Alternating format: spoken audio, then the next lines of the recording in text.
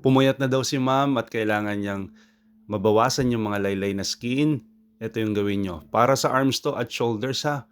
First exercise po natin is dumbbell press.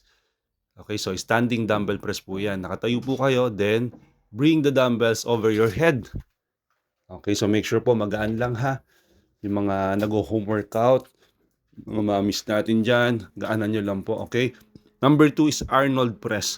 So almost the same with the dumbbell press pero may twisting or rotation. Side raises naman, ito para sa side ng shoulders natin. Okay, sa medial deltoids natin para mag-firm. Okay? Fourth is front raises para sa shoulders din po ito. Okay, para mag-firm yung shoulders natin. Okay, so wag niyo po pansinin yung nagpupukpok, may gumagawa sa likod. Pero anyway, next po ito sa shoulders po rin po ito sa likod ng shoulders natin. Bent over fly.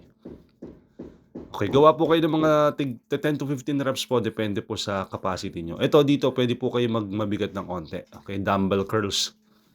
Yan.